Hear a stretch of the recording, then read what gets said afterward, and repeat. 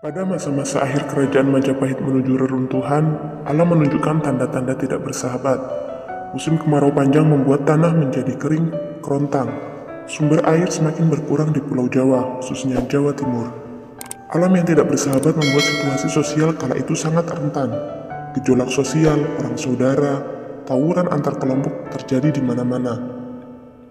Di tengah situasi seperti ini muncul seorang sosok santun, rendah hati, dan peduli sesama. Bagai oase di tengah padang, ia hadir menghalau dahaga bagi mereka yang membutuhkan ketenangan, kedamaian, dan keharmonisan. Dia adalah Maulana Malik Ibrahim atau lebih dikenal Sunan Gresik. Dari sumber Babat Tanah Jawi diceritakan bahwa Sunan Gresik yang hidup pada 1419 atau 882 Hijriah merupakan seorang wali songo. Wali Songo yang pertama dari 9 wali Songo terkenal karena kepiawaian mereka dalam menyebarkan agama Islam di tanah Jawa. Sunan Gresik atau Syekh Maulana Malik Ibrahim berasal dari Persia. Dia adalah putra dari Syekh Maulana Ahmad Jumadil Kubro atau Syekh Jumadil Kubro. Ia memulai dakwah di daerah Gresik, Jawa Timur dengan mendirikan masjid di desa Pasucinan, Kecamatan Manyar, Kabupaten Gresik. Di Jawa Timur, di wilayah tempat dia berdakwah, kala itu masih banyak masyarakat yang belum mengenal Islam. Mereka pada umumnya masih teguh dalam menghayati budaya dan tradisi mereka. Dikisahkan bahwa Syekh Maulana Malik Ibrahim mendekati masyarakat dengan bahasa dan perangai yang santun. Kepercayaan masyarakat setempat tidak langsung ditentangnya. Kisah tentang Syekh yang berkeliling dari kampung ke kampung melakukan dakwah dengan cara yang penuh simpati banyak diceritakan di berbagai sumber. Dalam buku Jejak Para Wali dan Ziarah Spiritual misalnya, dikisahkan bagaimana Syekh dengan kelembutan jiwanya dan kekuatan spiritualnya bisa membuat warga tertarik untuk mengenalnya. Kisahnya, suatu waktu seperti biasa Syekh berkeliling dari kampung ke kampung. Tibalah dia pada suatu siang yang terik di suatu kampung. Dari jauh dia melihat ada kerumunan banyak warga di satu tempat. Karena ingin tahu apa yang sedang dilakukan warga pada siang yang panas di musim kemarau itu, Syekh Maulana pun mendekat. Betapa kagetnya ketika Syekh melihat ada seorang gadis yang sedang diikat, diapit dua lelaki kekar dan berwajah bengis. Lebih kaget lagi ketika Syekh mendapat informasi bahwa gadis berbalut kain putih itu adalah anak yatim piatu yang hendak dipersembahkan kepada dewa untuk meminta hujan.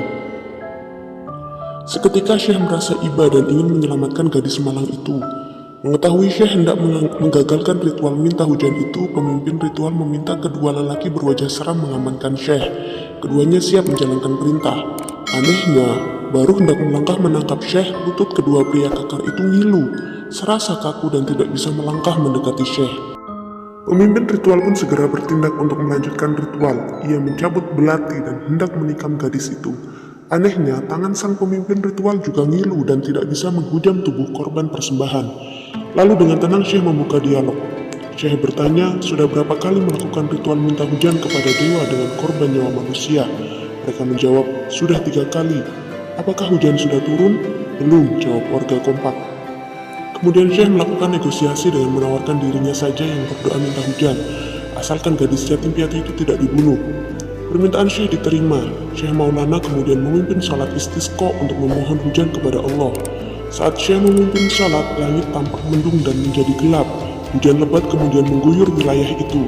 Warga sangat gembira atas hujan itu karena apa yang mereka rindukan sungguh terpenuhi. Gadis yatim piatu itu pun diselamatkan.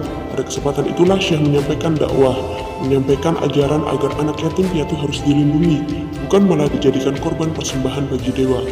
Dalam ajaran agama kami, seorang anak yang ditinggal mati kedua orang tuanya disebut yatim piatu, tidak boleh disia-siakan dan ditelantarkan, melainkan harus disantuni dan diperhatikan nasibnya, bukannya dikorbankan kepada dewa hujan, kata Syekh Maulana. Warga yang menyaksikan peristiwa itu tertegun dan meminta kepada Syekh Maulana untuk diajarkan doa meminta hujan tanpa mengorbankan jiwa. Kalau kalian ingin diajari cara minta hujan seperti tadi, maka kalian harus mengenal dan mempelajari dulu agama Islam. Maukah kalian? Mereka kemudian masuk Islam. Syekh Maulana wafat pada 12 Rabiul Awal tahun 822 Hijriah atau bertepatan dengan 7 April 1419. Syekh dimakamkan di desa Gapuro Sukolilo, Gresik.